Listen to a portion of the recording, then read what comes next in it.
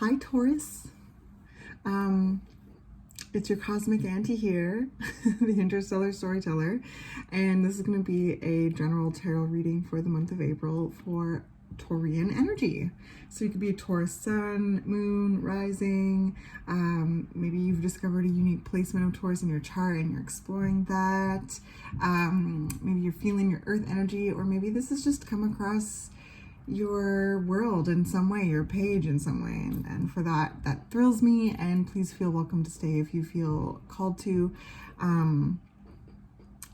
Okay, so before I jump into the cards, I just always want to remind people that we're both going to be using our intuitions today. Okay, so as you pay attention to the energetic messages in this video, tune into your own inner guidance system, your own inner knowing. You know yourself best. Okay, when a message resonates, you'll just know there's like a certain aha. Okay, and it's never, tarot's never supposed to tell you something you don't already know.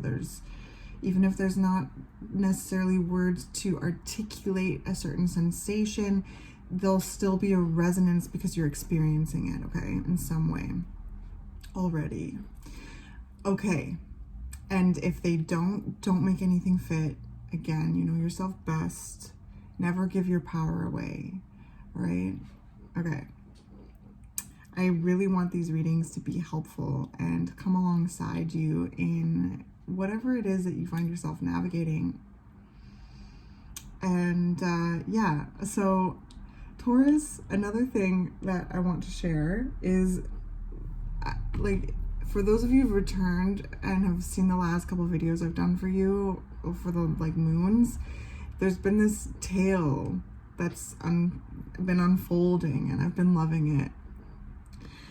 And the tale starts with, I think, the Virgo full moon, when there's a visual I received of tenderly peeling back layers of fabric, and I heard the question, what has decayed in order to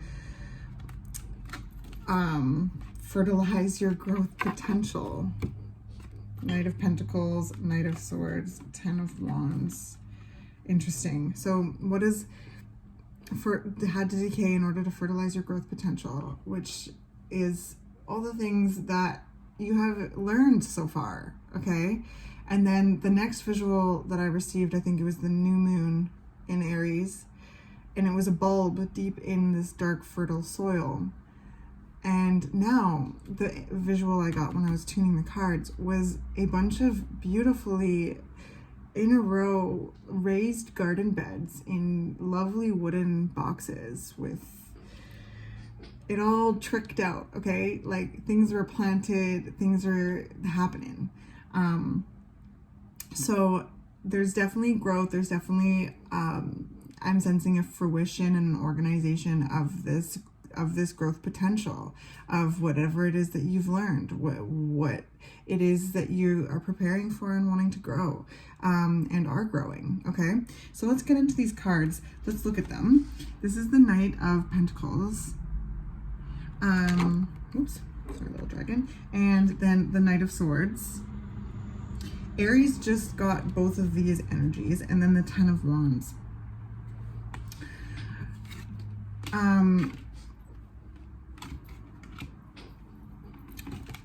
Interesting. Okay, what I'm sensing with these cards is like, as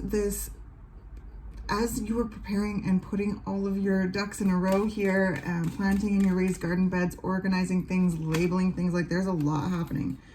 Oh, that's way too many. Certain things from the past can come up. Like that's something that happens as we're actively closing one cycle and opening another, which I sense that there's still a toe over the threshold or something. With the Ten of Wands, whenever that card shows up, it communicates to me an invitation to take inventory of what it is that you really want to keep and what it is that you want to let go of, okay? So when you're like building these raised garden beds and all of this growth and all the things that you are preparing for to harvest through the growth potential, right?